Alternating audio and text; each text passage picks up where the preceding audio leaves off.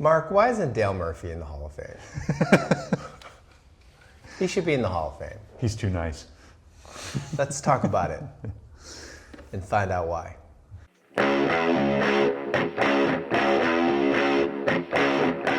Hey everyone, this is Ken, Vintage Card Voyage, and This is Mark. And we're here now. We've gone all the way around the infield, and we're in the outfield. Yes. Which is like gives us more space to breathe and space to roam. And we talked about should we do left field, center field, right field. We'll talk a little bit about that, but we're really just gonna conglomerate of combining the yeah. And so I think the idea is we're going to pick three outfielders. I thought so. Yeah. Okay. Ideally one from each position, but we'll see. Yeah, we'll see how it lines up. Yeah. Because I'm immersed in today's game, one thing I realized is like a lot of these outfielders that I think we're going to pick didn't hit a lot of home runs. Which that's what I found, and then I remembered, that era was not a power era. Necessarily, right. Yeah. I mean, the 80s, I don't know how it lines up. It's probably more power than the 60s and maybe 70s, but not that much more, I would guess. I'm trying to think, like the year that Brady Anderson hit 49 home runs, that was 89? Was it? Maybe. So it was like tail end of the 80s is when that kind of boost happened, that one year. Oh no, it was 87 maybe. Like Boggs had like some year where he hit like a bunch of home runs too, and like no one, like he had like 24 home runs one year, and it was like, why is this happening kind of thing? Wow. And do we know if that's steroid? That was like this like 1 year, or maybe they juiced the ball 1 year or something. Yeah, hard to say. I know Cecil had 51, but wasn't that 91? I think it might have been 91. I think it was 91. And then George Foster had 52, but that was in the 70s. 70s, yeah, 77, I think. Like, somebody out there knows. I don't think 50 home runs were hit in the 80s? No, I don't think so. Maybe Canseco got close? Yeah. Or McGuire? McGuire got 49 as well. That's right. That's probably the high. Yeah. Anyways, I'll go first. You know, if I were to pick three, I still have a list I have here, and I'm not quite sure, but I definitely pick Ricky Henderson. Yes. I don't think there's much debate there. I think his WAR is well over 100. His WAR in the 70s, or 80s was 71. So an average of 7 a year, that's pretty good. That's pretty good. That's pretty good. Yeah, I don't think there's any disputing a Ricky. Then after that, it gets a little fuzzy for me. Right. And I'm very biased because there's two of my Expos sitting there. Sure. So I would pick Andre Dawson just for his all-around play, his leadership. I don't think he ever made it to the World Series, but Andre Dawson to me, it's like he's one of my favorite players, so I pick him. And then the third one's hard for me. I want to pick Tim Raines because I feel like Tim Raines, you know, there was maybe a year or two where he was the best player. But I think probably the numbers would point to Tony Gwynn, maybe Puckett, but those are the kind of the guys I'm looking at. So I'd probably pick Henderson, Dawson, and I'd probably pick Tony Gwynn out of my three. Okay, I definitely agree with you on Henderson for sure. No question. One of my favorite players of all time. Also, I mean. It's hard. I have to defer to Murphy just because that guy was like just the 80s. That was him. Like he kind of like how I think about Jack Morris as a pitcher in the 80s. It was Dale Murphy in the 80s for me at least. 2 MVPs. Like he had one season where he had 44 home runs, which actually surprised me. I didn't realize he had that season. I forgot about it. I always thought he was kind of like that 30 guy. Whatever. His MVPs were what, like 81, 82? No, like 80. I think 80. 283? Okay. Maybe. Okay. Could be wrong about that. But yeah, so he was just consistent, like a metronome, like every year, like just kind of pumped out 30 home runs or whatever, almost 100 RBIs. So I kind of default to him as one of the guys. The third one is hard for me. And are you doing this based on position? Are you thinking like Ricky's your left fielder, Murphy's your center? And when I started, I thought I would land there too. But Murphy's WAR is not that good. It isn't, admittedly. Though it's not actually, no, and that's not true. So in the 80s, His WAR was 47.1. Okay. Dawson's was 47.4. Oh, okay. So it's like right there. They're pretty equal. I mean, if you look at his career, the rest of his career was like negative 0.6 WAR. So, yeah, his overall WAR, what I had is 46.5. yeah, so he lost half a WAR over like 6 years, I think, worth of his career, which is kind of weird to think about. Like that. And he had some 20 home run seasons, and like it's not like he was doing nothing. It was just like his defensive. I don't know if it was defensive took away, whatever. So yeah, that's why I kind of picked him, because of his 80s performance. Yeah. Like, and then the third, I thought Winfield made the most sense to me personally, but his WAR was only 31 during the decade. 3 per year is like not special, you know?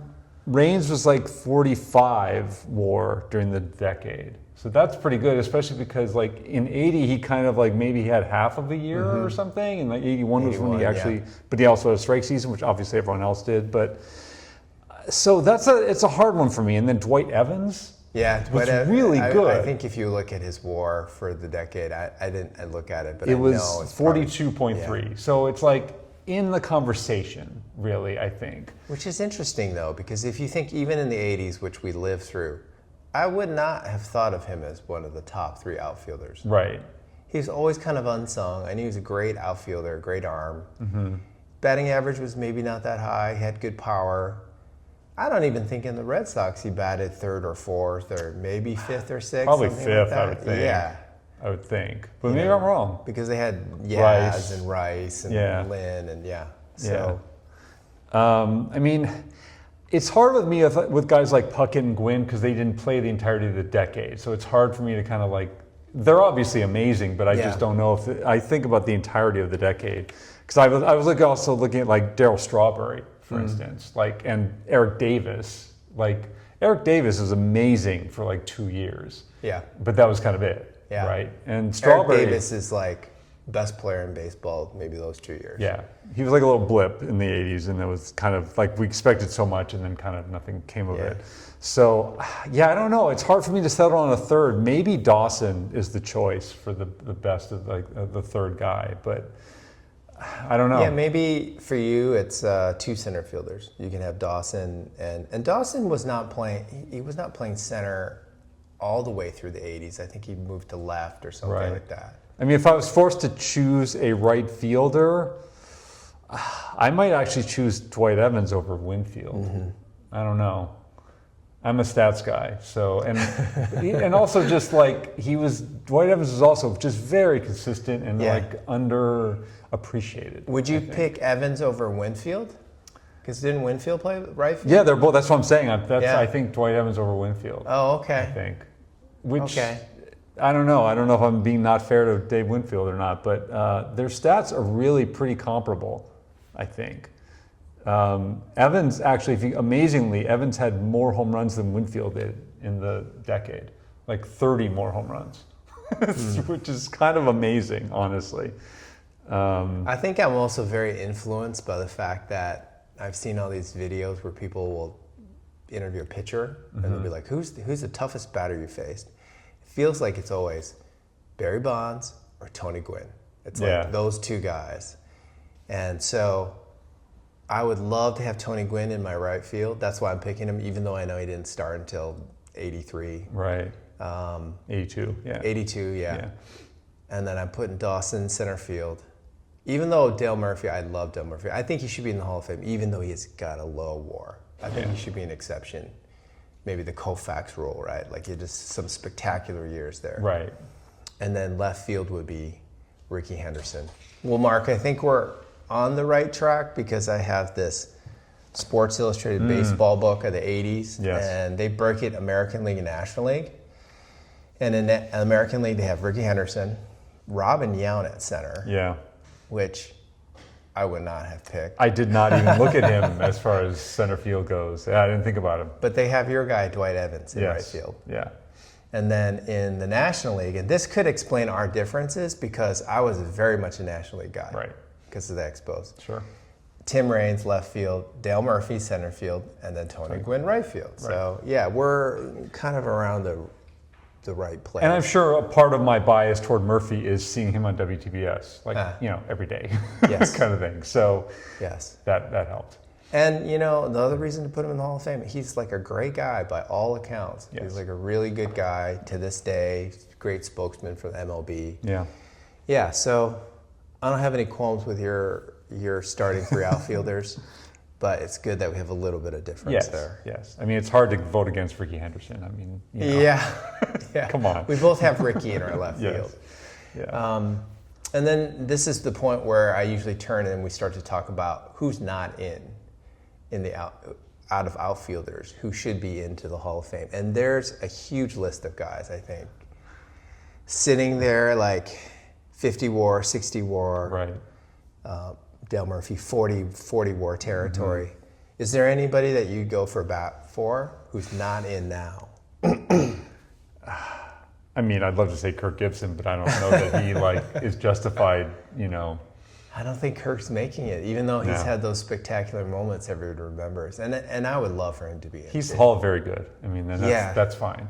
Yeah.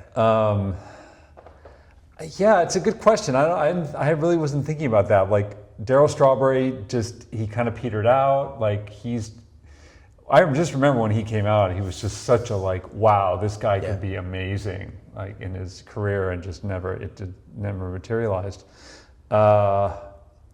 So I mean, I think we've already talked about it. Do you think Dwight Evans should be in at 67? Oh yeah, Okay, definitely.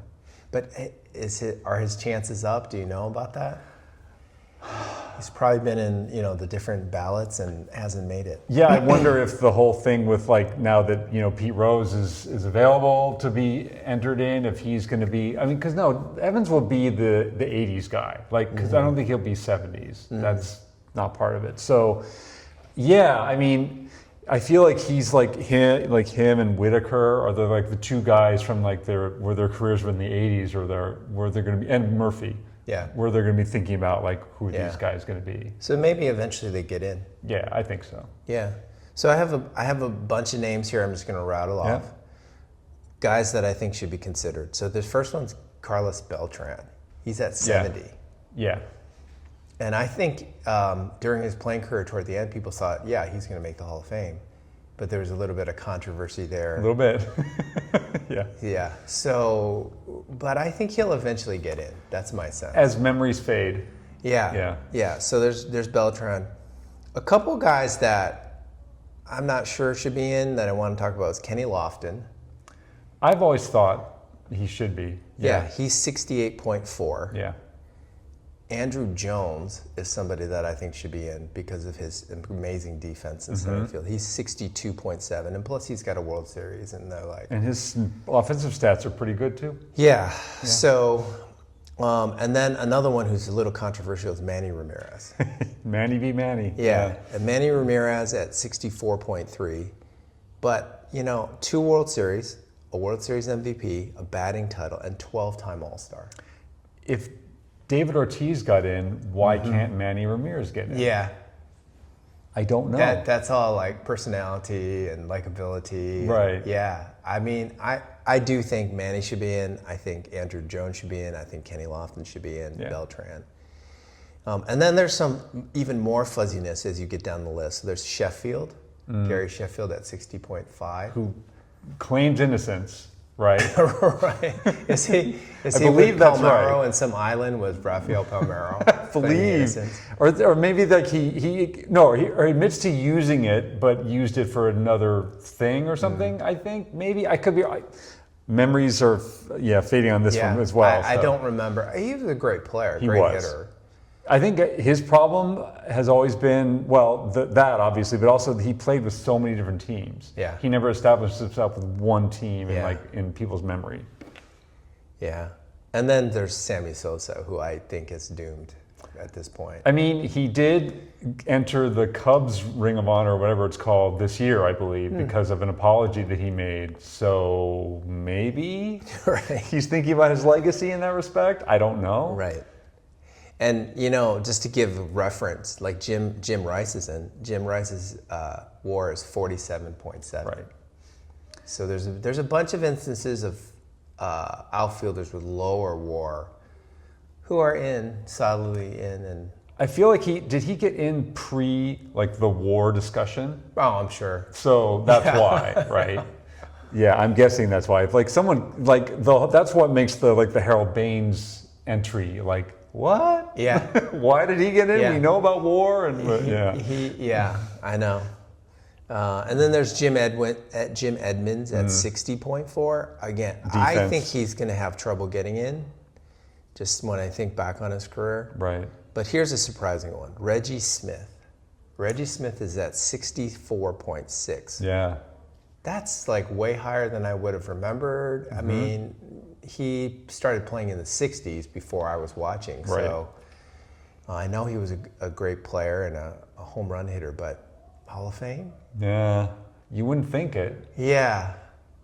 And I don't know how that stacks up with Dick Allen, who just got in, but it's probably similar. I mean, those Dodgers teams were stacked with just like good players in the 70s, like or people who you'd think maybe could get in, kind of thing, or whatever, like Dusty Baker and Garvey. Ronce? Ronce was a good player, he but was. he's not a Hall of Famer. I don't think he's a Hall of Famer. Yeah, But yeah. And then there's a question that we usually come to, which is which current players do we think will make the Hall of Fame? Mike Trout. Mike Trout. I knew you'd say that. Aaron As Judge. I think actually Mike Trout's in, right? He's like pretty much in, unless he like something. completely like has negative WAR for the next 5 years or something. But I don't think he will. I think he's pretty much locked in.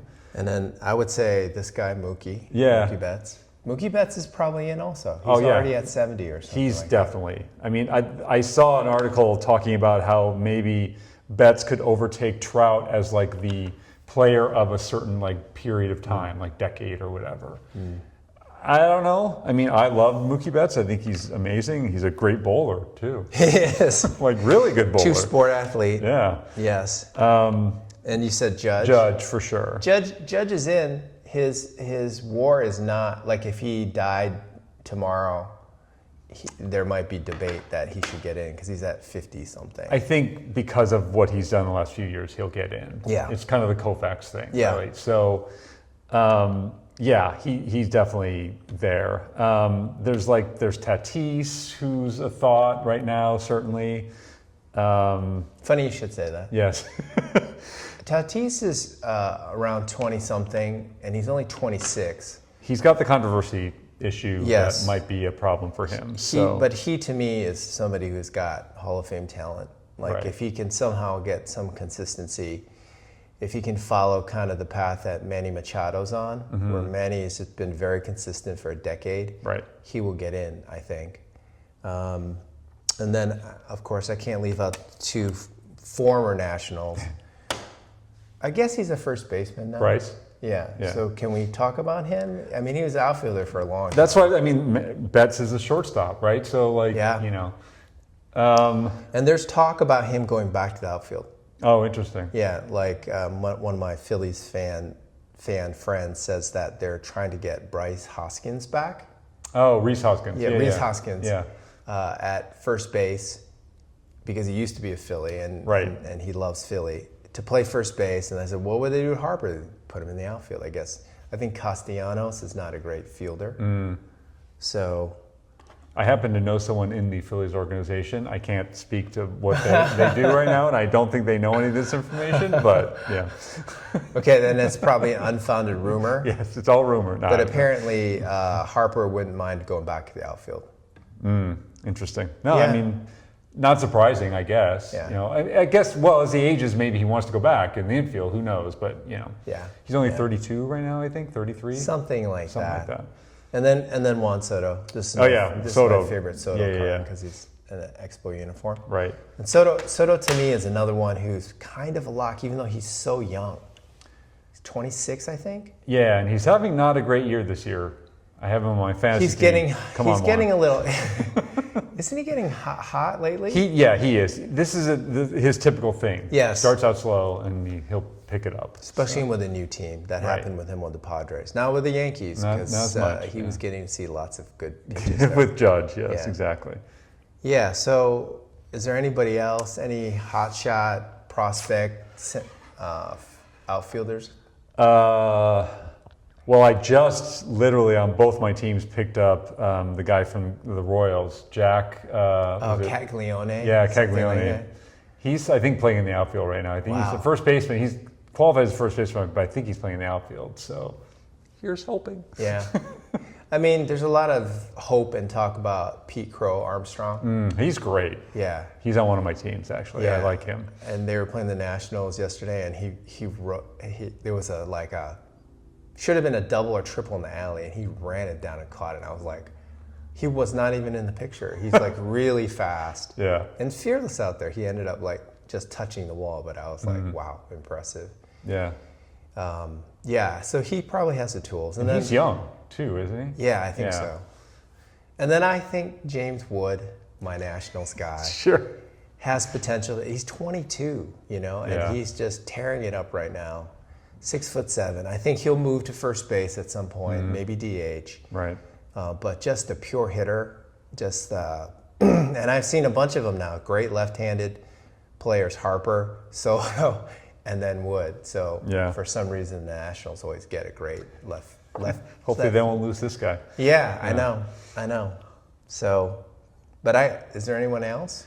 I can't think of anyone off the top of my head. I mean, Kyle Tucker is pretty good, I think. He I think is 28 now, getting up there in age. So he's probably going to lose that battle, I would think. He's got a few more years at least of peak years. I think. Great pure hitter. Yeah. I'm sure there are others. I just not off the top of my head can't think of them right now. But Maybe people out there can tell us who. Yeah. I'd love to say Riley Green could be one of those guys for the Tigers, but I don't know.